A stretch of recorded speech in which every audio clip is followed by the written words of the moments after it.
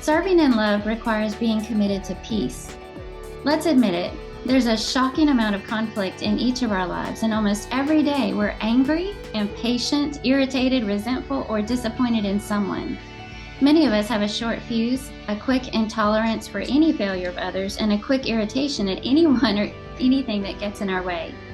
If we are really committed to peace, we will gladly overlook minor offenses. We will be quickly willing to forgive. We will work to restore relationships when something has separated us. We will find unity more attractive than winning and peace more compelling than power. We will be willing to listen and committed to think well before we speak. We will not allow ourselves to resurrect offenses that have already been forgiven, and we will be willing to quickly confess when we've been wrong. Are you a peacemaker? So that was by Paul David Tripp. Love that. Was that from the marriage book? Yes. Yeah. There's so many quotable passages in that book. How are you doing, Carla Moore? Oh, everybody, this is Looking Up, a podcast for Christian women. I'm Kathy Pollard, one of your hosts, and with me is Carla Moore, your other host. And we have weekly conversations. Hopefully, everybody listening in will be encouraged and feel like they're just sitting at a table chatting with some friends, because that's our objective. So let's chat a little bit. I feel like I have tons of things to share today. So Good. How are you? I'm doing well. I'm back at home. I'm by myself. Of course, I can say that because by the time this airs, any of those stalkers out there, I'm sure there are many, many stalkers Always listening think to the about Looking Up that podcast. too. Yeah. But John is still in Denver. He's got to finish out the week teaching, but I came home. Just didn't want to be gone quite as long as mom and other things. So I'm here and slept really good last night. Oh, so You know, you're going to enjoy these little few days to yourself. And I miss him terribly. I already texted him several times today, I miss you, but I just sleep really well when I have the bed to myself. Did I just say that out loud again? You did. You did. What fun things do you do when he's gone? You know, you do. You know, no, I'm crying the whole time that he's gone. No, I like to eat what I want, you know? Yeah. You can eat whatever you want for dinner, except I have a doctor's appointment tomorrow. So I'm kind of sweating over that. Like, if I eat this today, because I had fried okra from there's a restaurant in town, and I don't ever eat fried okra except when I go there with ranch dressing. Add to that, and I'm thinking that's probably going to come back and haunt me tomorrow when I get on the scale. But I might as well just be honest with the doctor, you know. It's just one of those up and down things. So that's the story of my life: up and down, up and down. Yeah, yeah. So eat what I want. What else? I can sit out on the deck and read. I don't do a whole lot different, but there are things that I do that are different. So what do you do different when Neil's gone? Well, I used to eat junk food when he was gone. The things that he doesn't like, I would fix. Your Totino's pizza. Yes, but I don't ever do that anymore. So mine for me is just that feeling of, I mean, we're talking about if there is something good about your husband being out of town, which is regrettable and sad. I had to say that because I know he's going to listen. But mine is just the schedule just feels a little bit more mine. You know, I can eat when I want to eat, do what I want to do, set the temperature in the house where I want to set it, you know, that kind of stuff. Is that warmer or cooler? Oh, that's a dumb question. Warmer for sure. Yeah.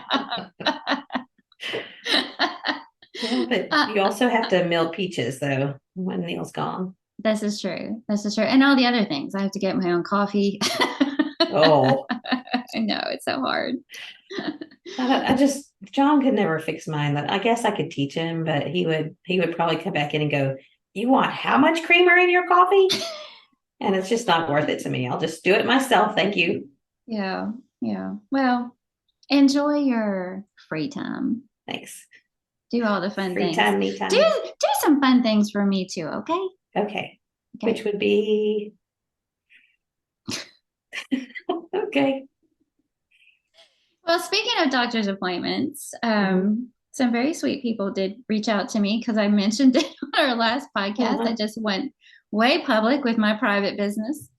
And so I think it went really well. And, you know, for those who didn't listen last week, I went because I've had this kind of throat cough issue since January of 2022. And the doctor thinks that it's allergies. And she's treating me for that. And she gave me a prescription for Singulair that I take at night. And it actually has made a significant difference.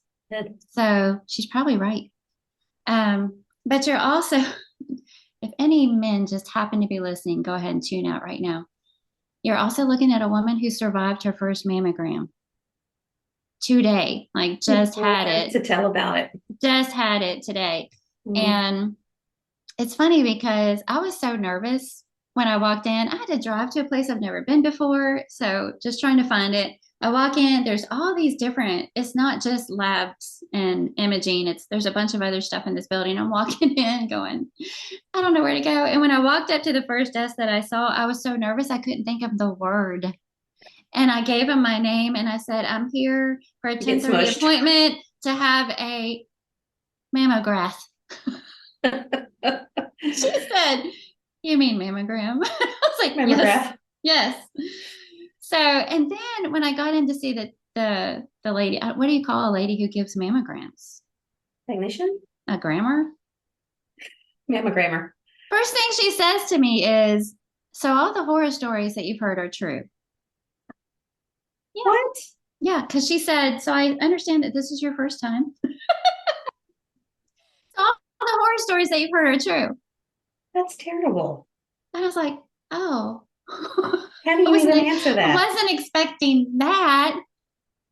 And she told me to go ahead and expect a call back because this was my first time and they wouldn't have a baseline to compare anything to. So, little PSA for everybody, don't be like me.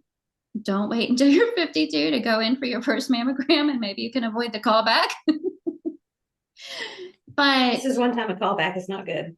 The pain level, it was not comfortable. I will say that. But worse than that was the positioning because I thought I would get to do that myself.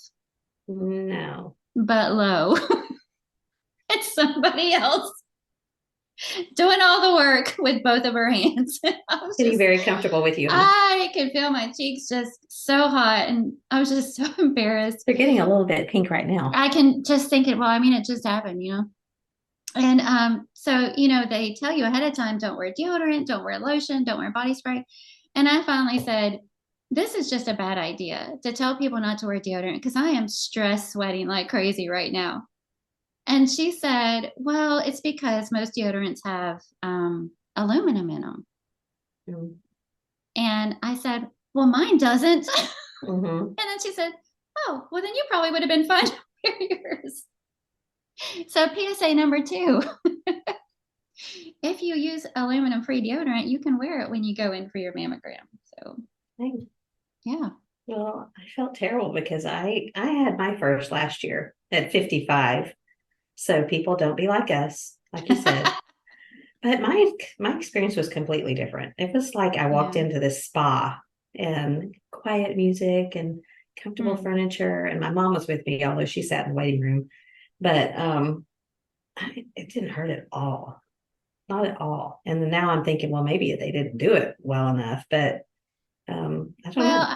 I will say it wasn't as bad as I was prepared for because I have heard some horror stories. Mm-hmm.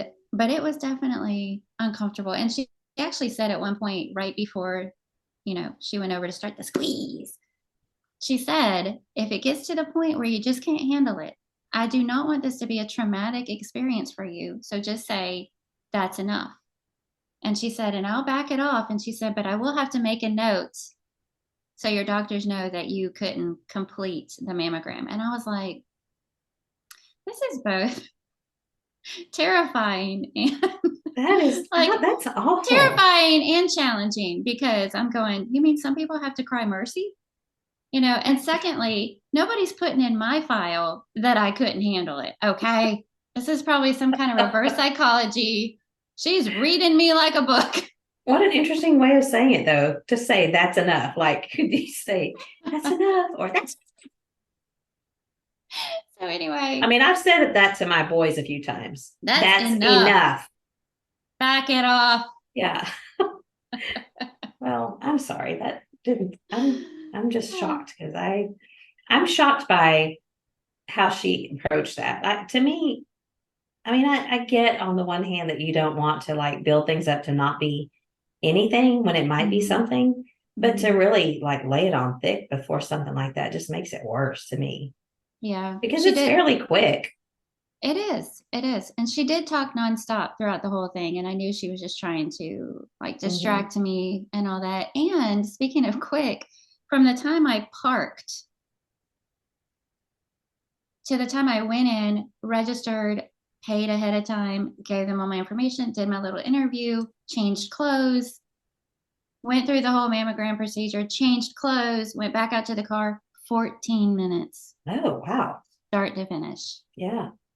So, A lot can happen in 14 minutes. yes. Well, I'm glad that you have that behind you. Are you a Yes, nervous I do. talker when you're undergoing medical procedures No, or I nervous situations? no, I don't. I don't want to talk. I Yeah. don't want to talk. I just kind of go when like Hmm. I'm acknowledging what she's saying to me. Oh, hmm. Yeah. John always cracks me up because anytime we're at the doctor, he's like, as soon as he sits down on the table, so where are you from? Where'd you grow up? What kind of line of work? And when I'm like, they're doctors. What kind of line of work you in? They're doctors. They've Yeah, probably been that way for a while. But anytime he has one that's not super friendly, it's like it becomes his mission in life to make them like him or friendlier to him, whatever. I can so see Oh, that. yeah. And there was one about a year or so ago, this woman who just was pretty sour and just, one word answers. And she was just kind of being like, step here, please. Lift your arm. Not anything Yeah, friendly. Well, yeah. she wanted him to take his shirt off so she could do an EKG. And he said, well, I feel like we ought to get to know each other a little bit better before I take my shirt off. Thinking, oh, John. He makes me laugh and makes me embarrassed at the same time. And I'm texting all of our family going, oh, you You are not guys, gonna believe what your you dad are just said. totally going to believe what he just Oh. said. Yeah. Anyway, he's a nervous talker. Yeah, she would, she'd say, "Are you okay? Okay, you can breathe now. Are you okay?" And I'm like, just going, like, just get this over with. What if you pass out when you're still attached? Well, I must have looked a little pale or something because she said, "Breathe. Don't start hyperventilating on me." I was like, "What?" Next time you need to come down here and go to my place. Okay, I'll do that. Yeah. Well, I got I stuck. When I Huh? was done, I thought I deserve a donut.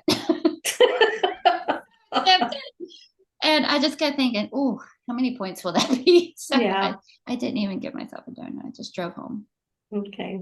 Well, I hope you had something tasty when you got home. What were you going to say? So I got stuck on the train at Denver International Airport Stuck yesterday. on the train? Yes. How? Like everybody got stuck on the train. And It this just is stopped? it, but before it started. Okay. So about 6 months or so Ooh, ago, I noticed that they were having issues and people, the trains would start and then they would stop in the middle of the tunnel, not which cool. no. And Mm-mm. I'm claustrophobic. Especially for you, yeah. And those Yes. trains can be pretty crowded. And they get hot when there's a lot of people on them. So Yes. I was by myself. I was coming home by myself and I breezed through security and I'm thinking, oh, this is going to be one of those days that everything's cool. And I had to go to the bathroom before I went down, but there's not one that's just super convenient right there by security. So I Mm-hmm. thought, well, I'll go as soon as I get to down by Southwest. And you have those little thoughts like, am I going to regret this? But it was just a fleeting thought. So I got on, Oh no. and everyone, about 422,000 of my closest friends, got on with me. And we, went. So at DIA, you get on at the main terminal where ticketing and all that is. And then you ride to A terminal, B terminal, C terminal, and C is always where Southwest is. So we got to A and stopped. And of course, I didn't get off, but some people got off and a bunch more got on. And then we sat there for a while. And, usually you hear that if somebody tries to get on too late, it says, you are delaying the departure of this train. Yes. Yes. And so nothing happened. And Hmm. we're all standing there. And it was like 5 minutes, which, it's not that long, but it's a really long time when you're used to every Yeah. 30 seconds Right. going. I would have been going, And "What's going on?" yeah, and I I saw was, this movie. because this happened last year. Like for 3 days in a row, they were having terrible troubles with the tram system. And anyway, someone came over the intercom and said, we appreciate your patience. We're experiencing technical difficulties. The good thing was that we were at the terminal. We were not in the tunnel. Yeah, although even in the tunnel, I've checked this out because I've thought about it before. They have sidewalks along the side, but it's still a tunnel and it's dark and kind of icky. So for probably a total of 15 minutes, we were stuck there and the doors were not opening. And it was getting hot. I was literally having to do some mental exercises. Like, oh no, it's going to be okay. I was praying. I wasn't like panicking or anything, but I thought, okay, I'm going to open my phone. I'm going to play a game. I played Wordle or something like that. And of course, it ended up fine because obviously I'm here, but I really had to go to the bathroom and I was really getting hot and people were starting to say things, and I'm thinking, what if? You can think of all kinds of what ifs. But anyway, it turned out to be okay. But so you're never going to take the train again. Well, you have to. No. You don't? You don't. Mm-mm. A lot of times it's a long way though. It's a little bit of a hike, but it's not real bad. But a lot of times Neil and I would say, let's not take the train. Let's just. Are they all connected? All like the terminal and A, B, and C? I think so. Anyway, well, that's good to know. I'm gonna have to figure out where that is. Are you a nervous talker? Because I can just see you with all those strangers on the train. Oh. My head was in my phone. My eyes were closed, praying. No, everybody's got their armpits in the air because they're those people were fanning, and it's just getting hotter by the minute. No, that was not cool. Sorry, but I survived. I did survive. You survived your mammogram, and I survived a train. Look at us being brave. Yeah, we didn't have much of a choice. This is what counts as bravery when you get to midlife. Yeah, I guess so. I wanted to share something wonderful. Okay, good. We had 3 baptisms on Sunday night, but the reason I want to talk about it is because of how it happened.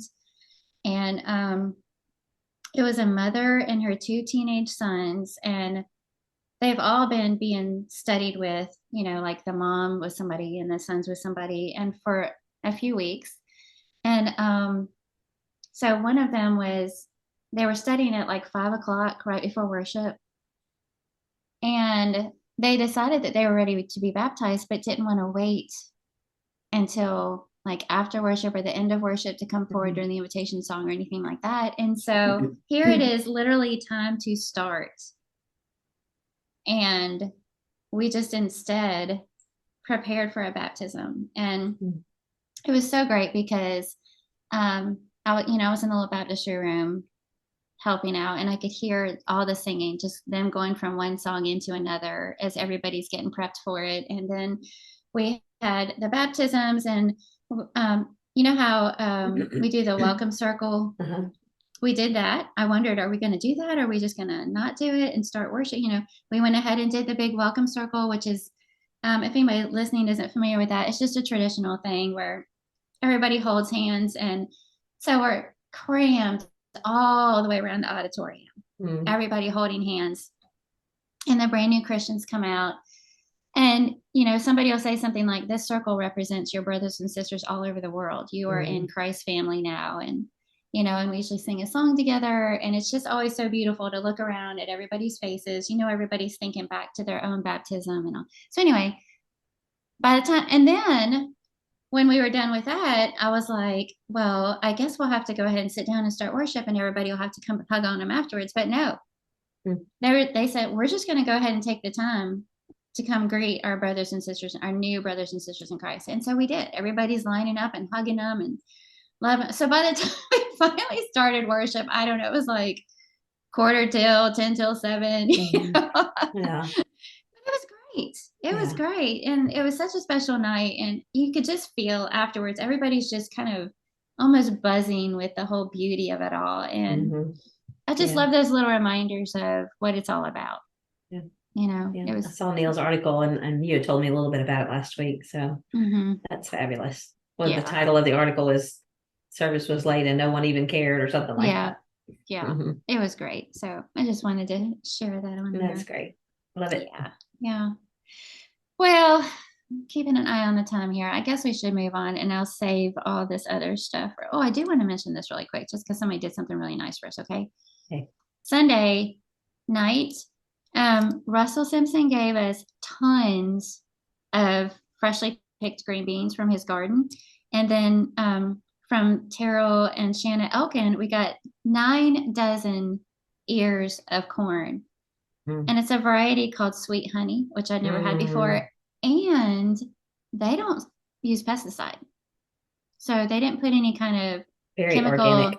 Yes. And it was so good. And it was one of those things where I'm happy to be blessed with all that wonderful bounty. And then at the same time, I'm going, oh, now I have to put it all up. So I did.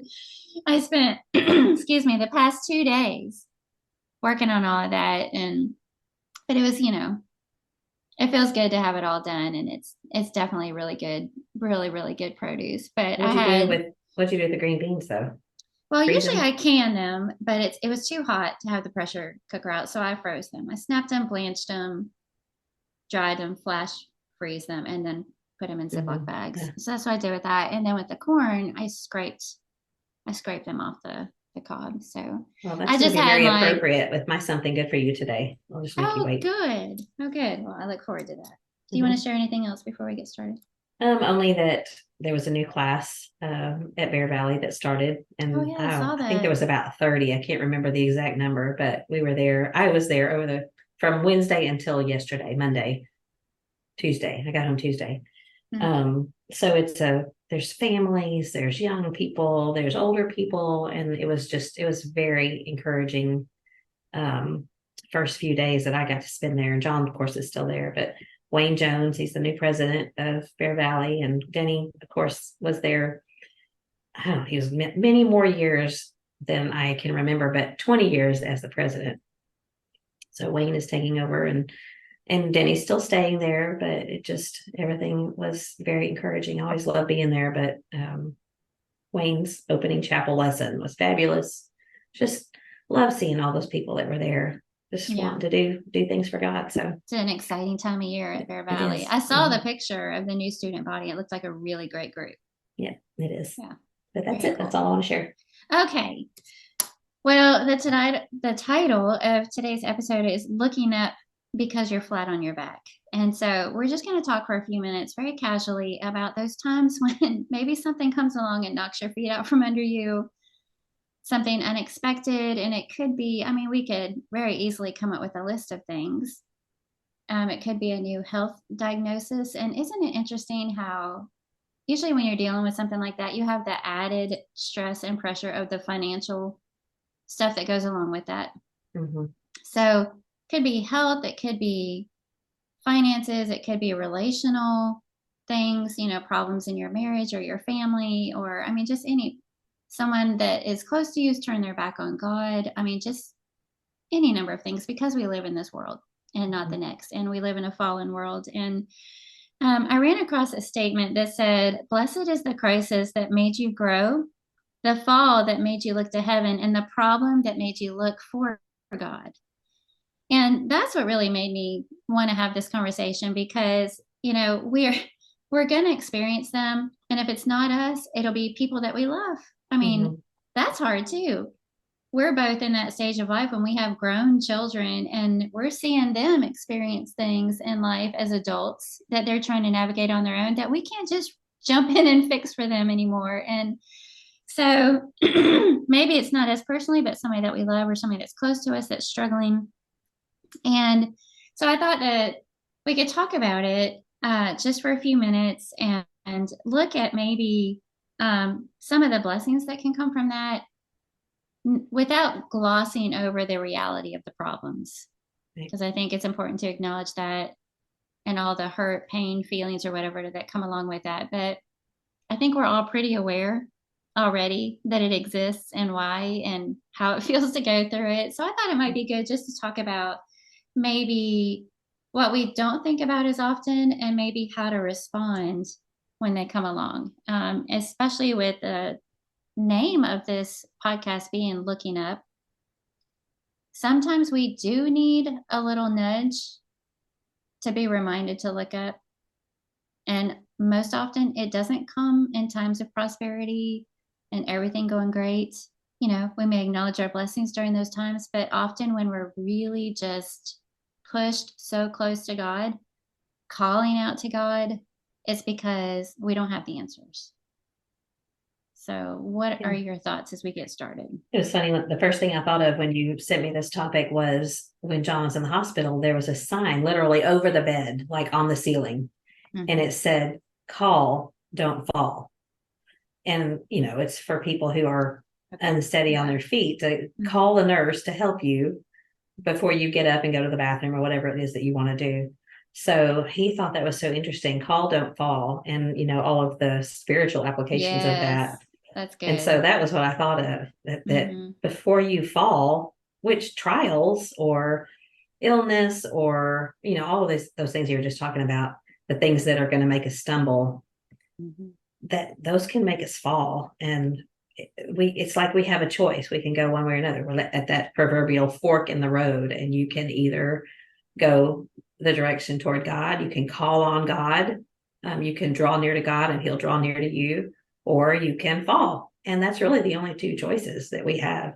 I think things are either going to draw you closer to him or they're going to repel you. And probably I would say that this is a very likely probability is what you've done to prepare yourself ahead of time is going to be the reason that you go to the right or to the left. So that was the first thing I thought of, was call, don't fall. And he was thinking about writing something along those lines. And I don't think he's ever gotten around to it, but. Oh, he should. I like that. That's good. Yeah. Yeah. And we all know people that have chosen both ways, people that we know who have been through hardships more than their fair share. And it has refined their spiritual character because of how they responded. And then we know people that have struggled and been through hardships and they just gave up, on their relationship with God and his people. And another option there is sometimes when a hardship comes initially, we're more spiritually minded and up in our prayer life and into the word, and we're trying to draw close to him and draw strength from him and try to understand.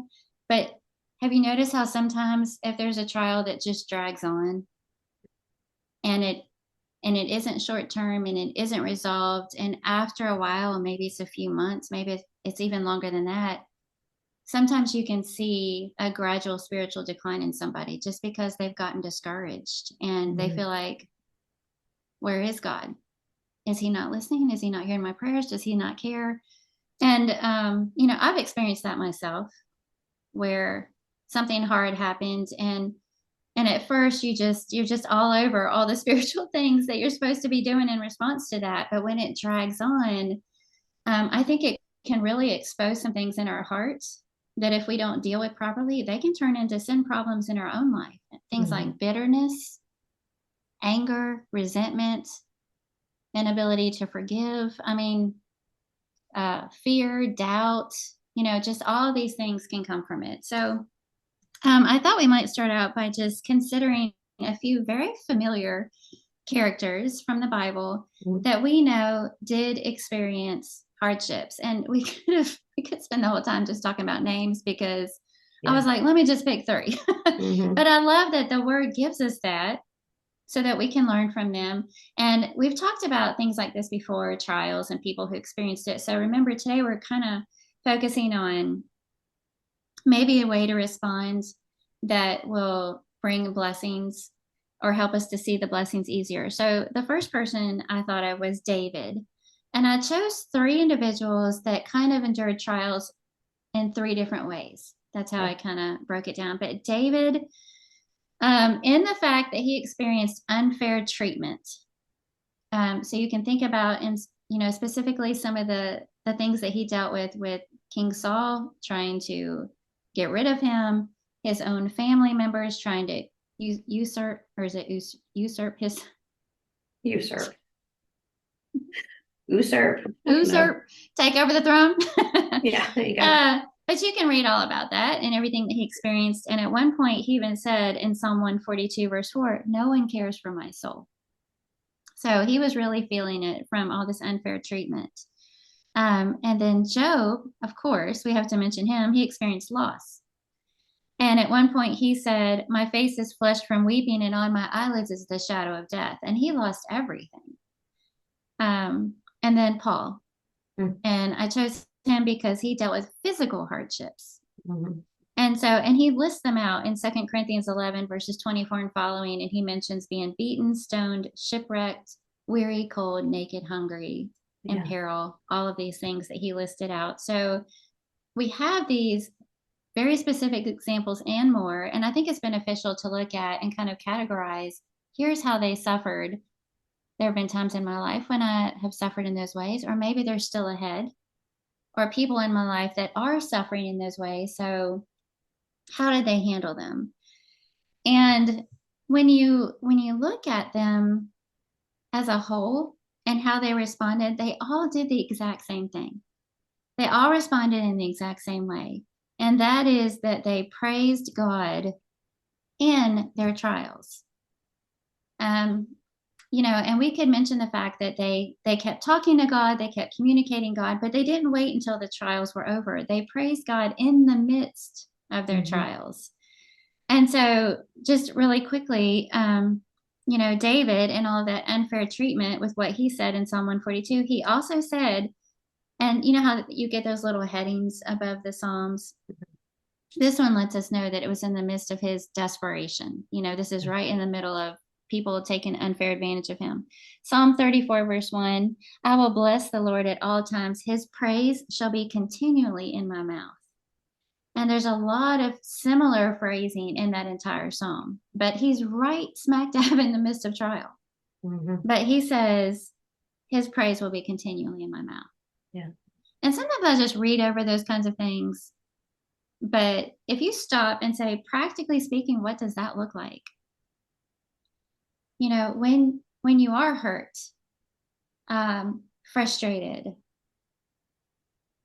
disappointed, somebody's let you down, things didn't turn out right in the midst of it. What does that actually look like to praise God continually with your mouth? Mm-hmm. And what does that mean I'm going to be saying about him, to him, during the trial, to others about God during the trial? Job, we know Job 121, when he said, may the name of the Lord be praised. He said that God giveth, God taketh away. Blessed be the name of the Lord. May the name of the Lord be praised. And in chapters 17 and 19, he says, I know that my Redeemer lives and I will see God.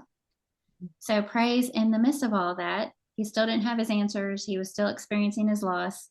And he's the one that said, though he slay me, yet will I trust in him. Yes. I always love that because, mm-hmm. I mean, it's even if he were to slay me, to kill me, to whatever God will do, yet will I continually trust in him. Exactly. And that's a hard thing to say, but obviously he had that kind of trust in God. Mm-hmm. And then Paul, in the same chapter that he lists all of those physical hardships that he endured, the physical suffering, he said in verse 31 that the God and Father of the Lord Jesus is to be praised forever. Mm-hmm. And I kind of look at that list and I think, just I've been whining about what I experienced for the first time this morning. Just look at that. Have you ever been beaten or stoned or experienced shipwrecked, or just look at that list and pick one. Mm-hmm. And he has experienced all of it and said, the God and Father of our Lord Jesus is to be praised forever. So in the midst of their trial, they praised God. And I think that's the key. That's the summary of this whole episode. Looking up when you're flat on your back, we're able to do that when we praise God in the midst of whatever it is that has come upon us, unexpected or not. Yeah.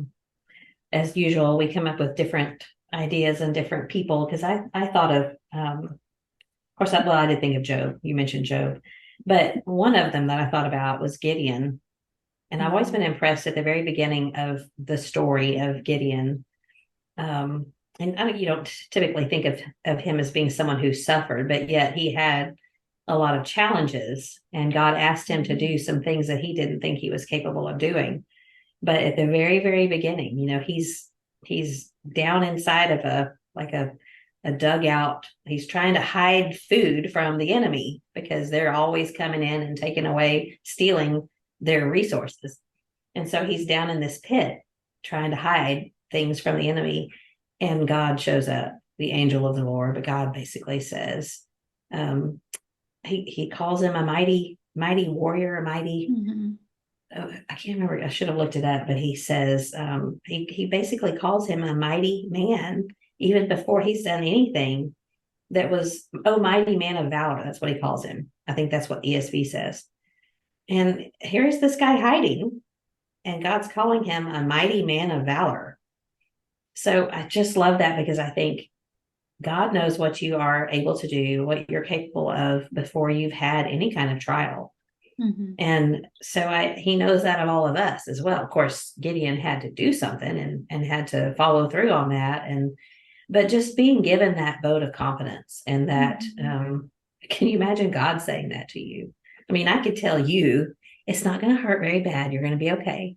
But I am not God, and obviously not, because it was different for you than me. But just to have God say, these things are going to happen to you, but I am walking through it with you, and you are, I think of the help, and what was it that she said? You is kind, special, you is brave. kind, yeah, whatever it is.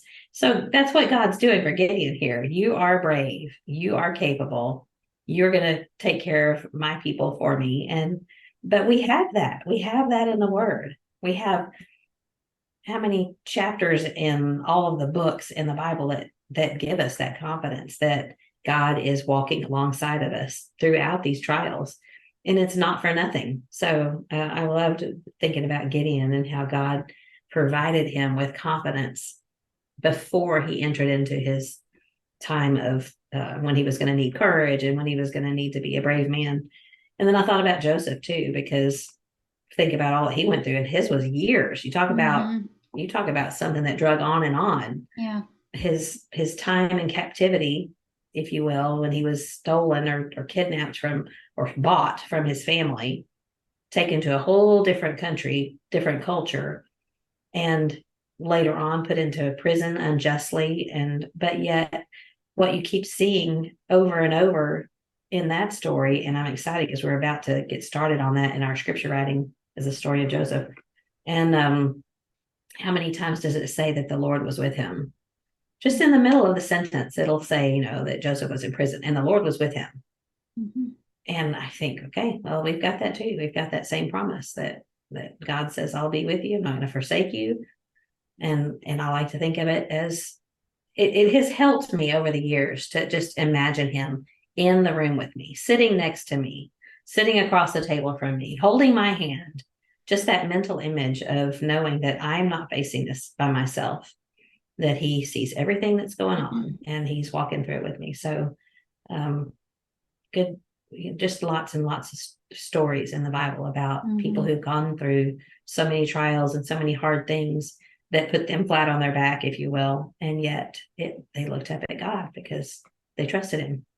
Well, and both really good examples, and even Gideon, you can see his surprise in his response, because he was like, what? Me? I'm the least in my tribe, and my tribe is the least. And he's like, you talking to me? And with Joseph, I can just imagine putting myself in his shoes and think, because he continued his faithfulness throughout all of that. And at what point would I have said, okay, I keep trusting myself in your hands. I keep being faithful, and this is what I get, That's enough. That's enough. Enough is enough.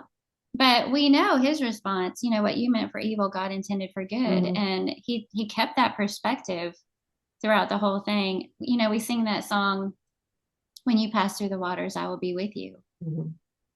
And I love the whole idea of that God is with you no matter what, that you're never alone. But I think sometimes I minimize what that really means. And in my mind, it's just the whole presence of God. I know I'm not alone. He's there. And that's enough. Yeah. There's power and comfort in that. And that's enough. But it's got to be so much more than that.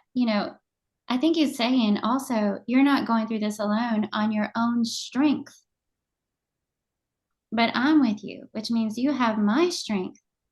We have God's strength to draw on, and God's wisdom to face the challenges, and God's power to get us through the hardships. And, when, if I were to go with you to the hospital, there's comfort in me being with you, but I can't really do anything for you except bring you some ice water, but when God says, I will be with you, think of all that entails and all that involves, and a biblical, accurate understanding of God's character and who he is helps us recognize the full beauty and power of that promise. Definitely. And I think that's why all those individuals praised God through it, because they believed it and they experienced it for themselves. And it's not to say that there weren't times that they were, like you said, what in the world is going on here? Think about the Psalms when David says, break their teeth. There's some pretty hard stuff in the Psalms where, and I don't guess it's David all the time, but I think of him in particular, and throughout the Psalms, he had some very specific requests that he made about his enemies that, you could just think he must have really imagined that he really wanted them to hurt. But almost without fail, at the end of those Psalms, there's a but, and he turns around and he reminds, it's like he's reminding himself, I can trust in you. You're going to handle this. And that I find comfort in that they're real people, that they had those real feelings of, hold on a minute, this is really hard, and I really don't like this, and I wish you would handle this in this certain ugly way. But which I always think, should I really feel that way? But sometimes we do. Yeah. And was it Habakkuk that didn't understand why his people were so oppressed at the hands of their enemies? And he was asking God, why are you allowing them to do this? Why are you allowing this to happen? And this is horrible. But at the end, he says, even if we lose everything, every vineyard is destroyed, every crop fails. I'm paraphrasing because I don't remember exactly what he says, but basically, no matter what, I still put my faith and trust in you. Yeah. And like you said a minute ago, I'm thinking about his power, Ephesians 6:10, be strong in the Lord and the power of his might.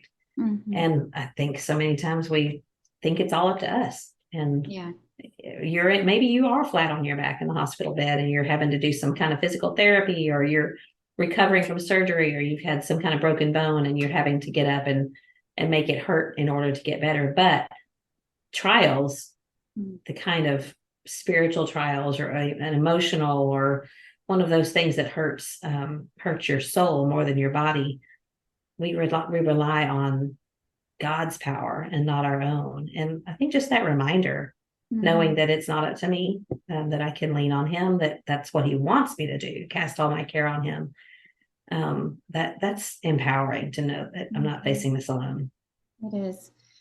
You mentioned the hospital bed thing, and it seems like here recently we've seen situations where someone has become so ill that they literally can't do anything for themselves.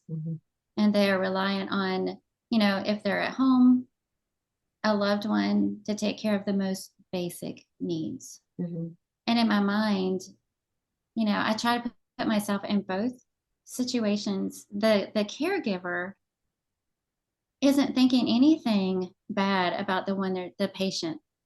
All they know is their loved one needs my help, and I'm going to be there for him for as long as it takes, and I'm going to do whatever it takes because I love them. And I don't care how menial it is, how hard it is. Sometimes on the patient side of things, I wonder, is that hard for them to be that dependent? And maybe it's some embarrassing needs that need to be taken care of by somebody else, and that person's trying to respect their dignity, but at the same, is it really hard for them to be so vulnerable and so dependent? And don't you know that God promises his strength, but we are completely vulnerably dependent on him in every way. And he looks at our lives, which is complete love. And I created you. I love you. I want to do this for you. You can trust me. You can lean on me. I will always be here for as long as it takes. Mm-hmm. And I think sometimes seeing those situations and recognizing our own weaknesses and mortality, maybe it's a reminder to look up and remember what it's really all about. The spirit's going to live forever in eternity, and this frail body is here for a short time just to serve and glorify God as best we can. Mm-hmm. I know I think I go back maybe too often to John being in the hospital and what happened to him, but there was a particular thing that I remember him saying, because it was during COVID and I couldn't stay, like I couldn't spend the night there in his hospital room, but I could be there from 11 to 8, I think were the visiting hours. They would let me stay. As long as I didn't leave, I could stay the whole time. If I left the hospital, I couldn't come back. Side note. But anyway, yeah. So I was there from 11 to 8 for those, whatever, 2.5 weeks that he was there, 2 weeks. And I remember him apologizing to me and saying, I know it's terrible having to stay in the hospital, because we've both done that. I know you've done this, where you go and the hospital is not a fun place to be. Mm-hmm. People are hurting. Things don't smell good. Mm-hmm. It's scary. There's noises. You can't relax. All those things. Mm-hmm. You start smelling like the hospital. Have you noticed that? It's like, yes, that smell is just all over you and everywhere. Mm-hmm. Yeah. And so he was apologizing to me, and I remember telling him, this isn't anything like those times. It's not anything like when you go visit someone. And I'm not meaning this in the sense, if you've gone to see someone in the hospital to visit, that's what you want to do. But when I was there with him, is because that's the only place I wanted to be. It was different because I loved him, and taking care of him was what I wanted to do. So thinking about that in relationship to God and how he feels about us, he wants to be there with us. And that it's just so hard for us to get that, because we have a hard time seeing ourselves that way. Yes. But I still feel that feeling creep up in my prayer life. It's like, oh, it's me again. Sorry to bother you, God. I know that in the grand scheme of the universe, this is so insignificant, and we don't have to apologetically approach him. Go boldly before his throne. Go boldly, exactly. Yeah. Go ahead. I think I interrupted you. No, you didn't. But I was going to mention that when I was talking to my mom this morning, I went by where she's living now, and she's fallen twice, and she's moved there. And the first one, the nurse happened to be in the room with her, was able to help her get up. The second one, someone had to come help her get up. And that's a humbling thing, like you were just saying. But in all of this change and transition, she's been so, what word do I use? Amenable to it. It's not been an easy transition, but she's handled it like a, I want to say a champ, but that kind of feels like I don't mean it to be any kind of, I've been so impressed by her. And because if it was me and I had to move in a place where I'm rooming with someone and I have lost a lot of my independence, things like that, I would not have had the same attitude that she's had, but she has. So I was talking to her this morning about our topic, and I just mentioned that we're going to talk about looking up when you're flat on your back, and asked her what kind of thoughts she had about that. And she said, I wrote some notes down when she was talking. She said, one thing I do is I want to remember. And it got me to thinking how memories can be a blessing and a curse. And we have a choice to make throughout our life as to our daily activities, what we choose, where we pour our emotions and our heart and our, what are we pouring into, and what kind of memories are we making for ourselves down the line? Because I think we can really make some terrible choices and have some terrible memories and regrets to look back on, or we can have the comfort that comes from all of those good memories that you have. You don't know you're making a memory when you're making your life, until you get a little bit older.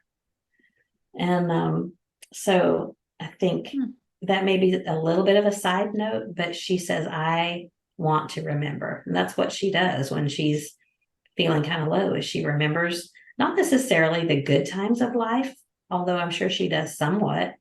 But because to me that would be bittersweet. You're not looking back on life going, wow, I remember when I could drive my car. Right.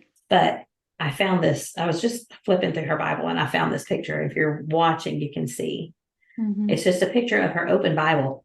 She doesn't know that I took this out of her Bible. I'll put it back in when I go back tomorrow. But it's just a picture of her Bible, and I can tell where she took it. And then on the back, she had written, "This got me through the especially difficult years, 2013 to 2015." And this is when my dad was really sick with dementia. Standing at the countertop under the big window at night, I could hear Carl from here. Every now and then he would step to the door after going to bed to, quote, see what I was doing. He understood most of the time. He didn't ask me, what are you doing? And that is a memory of my mom's. And it's a little bit personal. And I don't think that she'll get mad at me. If she does, she'll get over it. But I think that we can all learn from this, because this is what got her through. And my dad, you know, she took care of my grandmother for about 15 years, who had Alzheimer's. And she died almost 10 years ago. And within a few months of my grandmother dying, my dad started showing signs of dementia. And he really already had. So I think one of the things that she said today when we were talking was, a knowledge of the scriptures is so wonderful, because you remember the things like Joseph and how that it said that the Lord was with him. And then she said this, and I wrote this down. She said, your thinking is skewed when you're having difficulty, but all the time it comes down to having a knowledge of the scriptures, because things just come to your mind. Things you remember, scriptures that you've read and studied. And I know both of us have seen that to be true in our lives. Yeah. Well, I think those types of sharings or examples are so powerful, because they're people that we know. You know, your mom has lived that out before you. You've seen her go through difficult times and multiple occasions, and you've talked about them on here. And, you know, she's willing to share her thoughts and heart with all of us. And I hope she knows, if she's listening, thank you. She may not be willing to share that. She just did. That's right. What a blessing it is for all of us who are listening in. And because we don't have that one-on-one relationship with her and we're not seeing it, but hearing about it is encouraging for all of us, and learning from her and her example. And it kind of goes back to what you said in the beginning, you know, how you've prepared your heart all along. It doesn't mean that we've never fallen or made mistakes or had dry seasons spiritually, but how we've prepared our heart to keep growing and trusting in God. And my default position is going to always be going back and trusting in God no matter what. Sort of determines how we handle these things that cause us to land flat on our back. And I think the older you grow, and we've talked about this before in different topics, but the older you get and the more you've gone through, not to say that I've been through a whole lot, but the things that I have been through, I can look back and see God there with me. And that makes the next one easier to face, because I saw the last time he was there. Even if I didn't feel like it, sometimes you look back and see, oh, okay, that's why that was a good thing and not a bad thing like it felt like at the time. Not to say that we're always going to have an answer like that. We may not ever understand, but there will come a time when it doesn't matter anymore. And what is the passage that says we're going to have to suffer for a little while?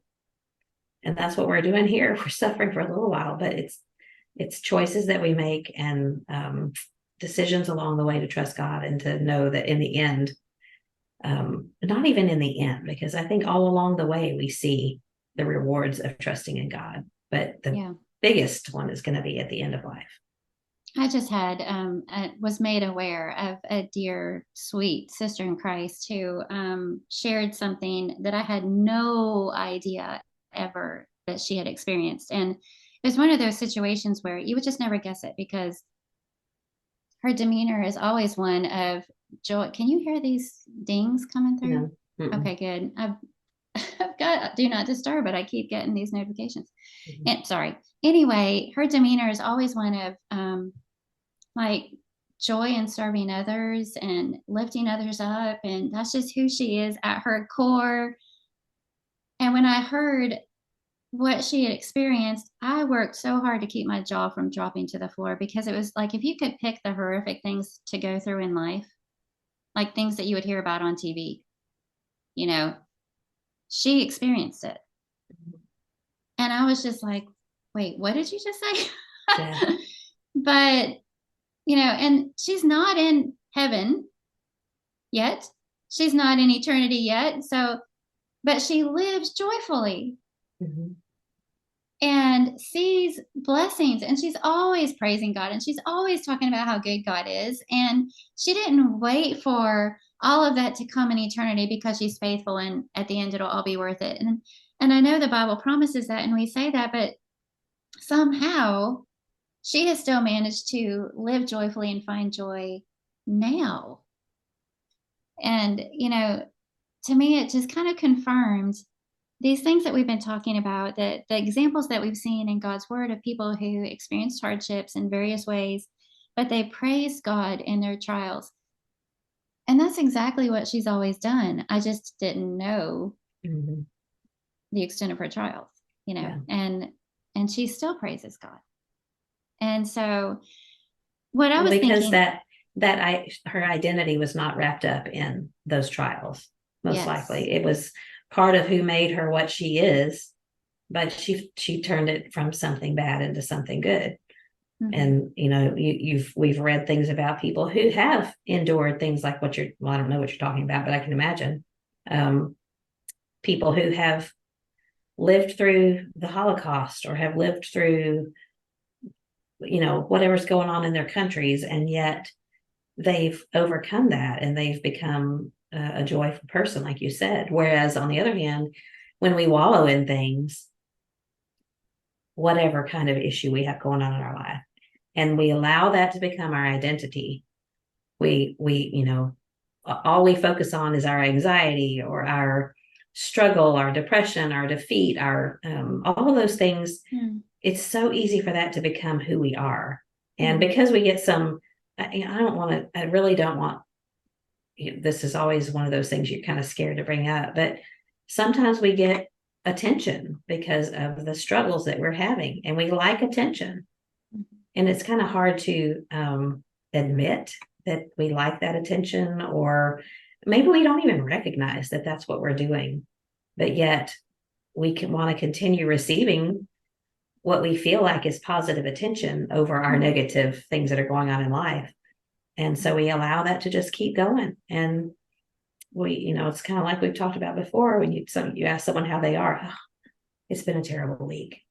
And because then we'll say, oh, I'm so sorry, what happened? And then they get to talk, so that talking about, looking up when we're flat on our back, it's so easy and so tempting sometimes. I know I've done it, to look down or look at me in the mirror. Mm-hmm. When I'm flat on my back. Am I looking at God? Am I looking at myself? Am I looking around at people who can give me the confirmation that I'm seeking, rather than finding the confirmation in the Word, in the Lord? So, yeah, that's good. And not to say that we can't ever talk about it, but wouldn't the litmus test be, how balanced are we in talking about our problems and praising God? The psalmist, those examples that we've looked at, and a lot of those psalms, they lay out there, like you said, David even asking just break their teeth. But they'll lay out their weeping, their sleeplessness, their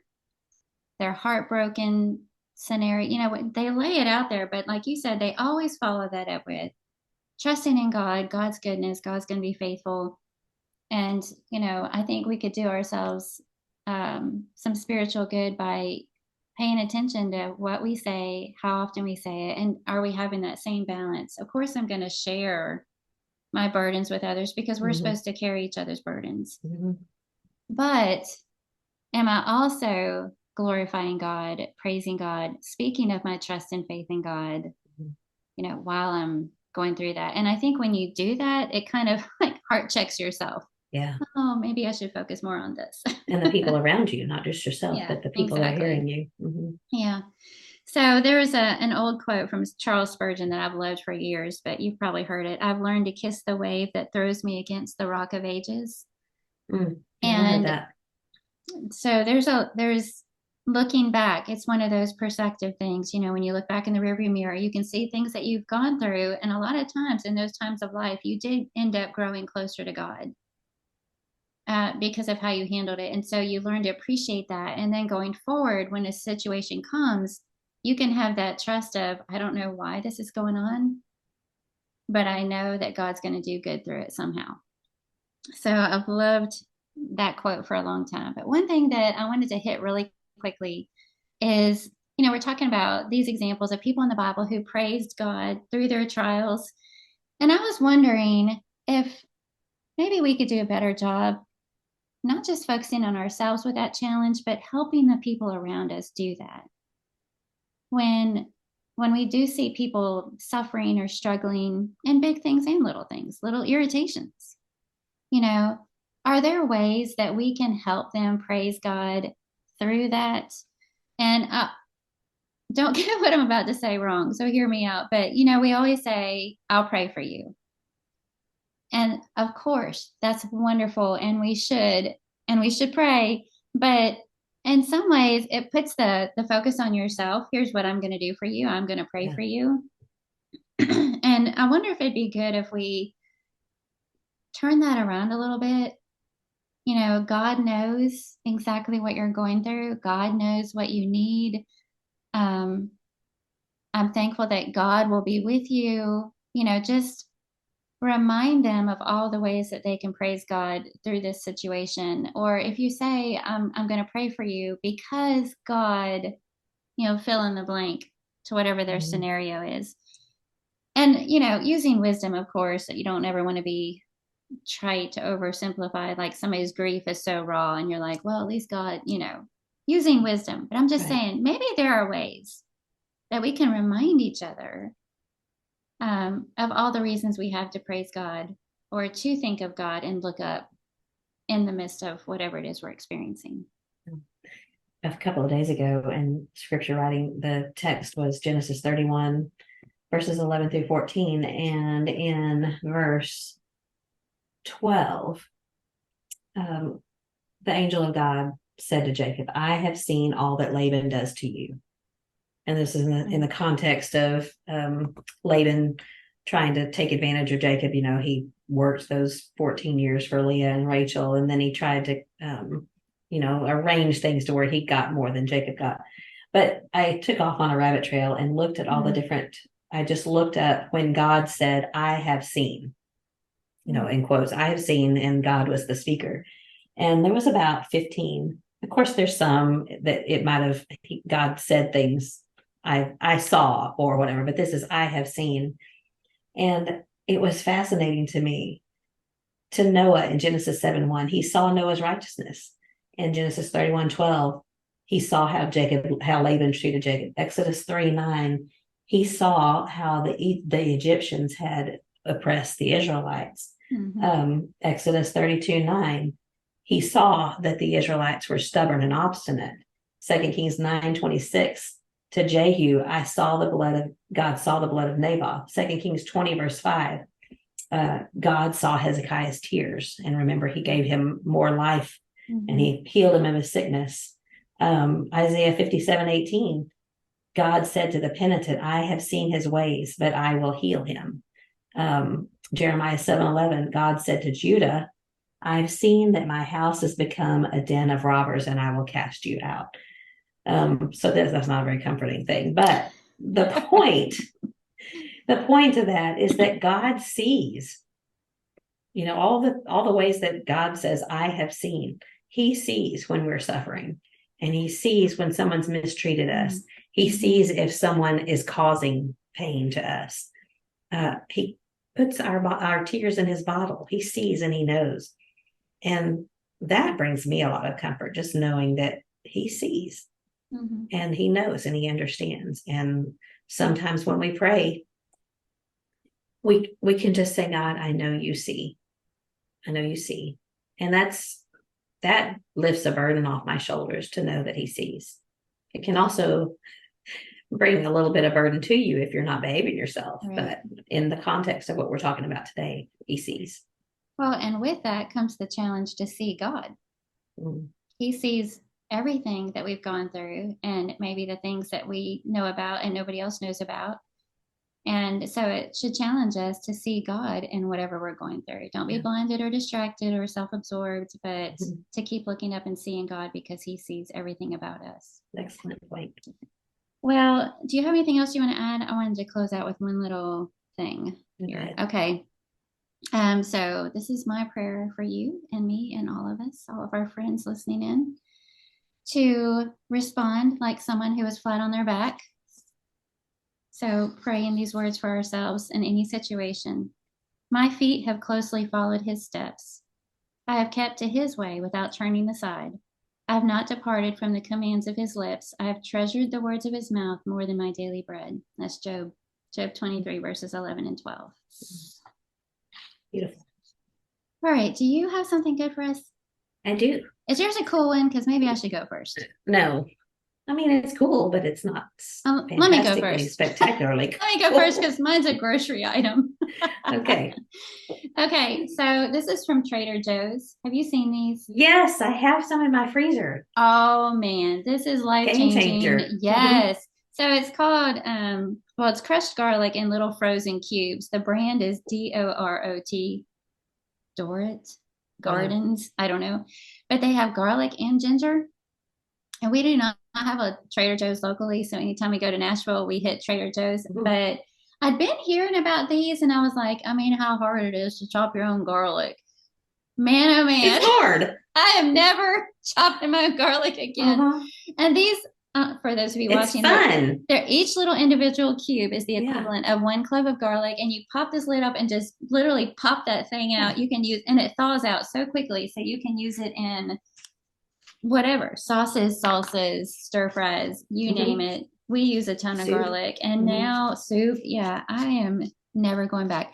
Now you could say you could do this yourself, get a bunch of crushed garlic and just stew them in little 1 teaspoon freezer things. And there's a lot of things you could do. A lot of things you could do. That's right. That other people can do for you. This stuff is fantastic. Ask not what you can do for yourself. Ask what your grocery store can do for you. That's right. Well, incidentally, I got mine at H-E-B or King Soopers or somewhere. I mean, it's not just Trader Joe's. Other stores have it. Yeah. And there's basil. Right now in my freezer, there's garlic, basil, and ginger. So. Oh. Yeah. And it's that's just even fun better. to kind of go. Yes. Link them out of there. And that's even better. Okay, good. What you got? I almost put that on my favorite things last time. Changed my mind. Okay. I can't remember if I've shared this on favorite things or not, but it's a Pampered Chef tool. Is that a corn scraper? Yes. I could have used that yesterday. Yes, you could have. So if you're watching, you can see that it has a kind of a curved blade. Mm-hmm. Can you see that? Mm-hmm. It's got little teeth. Mm-hmm. So what you do, you stand the corn cob in your bowl, and then you just scrape it down the side, and it scrapes the kernels off the cob. So my something good for you is this tool. It's Pampered Chef, but some other people may make them as well. But it's not just the tool. It's a quick and easy way to make cream corn. And this is the best time of year because fresh corn is really good. Yes. And especially depending on where you live, because I always loved it in Colorado because it was coming from Kansas. Olathe or Olathe, I don't know how to say it. Sweet corn. So the cream corn recipe, you just fry a couple of pieces of bacon or more if you like more. And then you take the bacon out and leave the grease in the pan. You eat the bacon. That's the best part of the recipe. But you let that bacon, the bacon grease get kind of smoking hot. And then you've already cut the corn off of the cob, and then you scrape it with a butter knife. So you get all that, the meat of the corn out. So once you've sliced it off and scraped the corn cob, you've got this bowl full of corn kernels,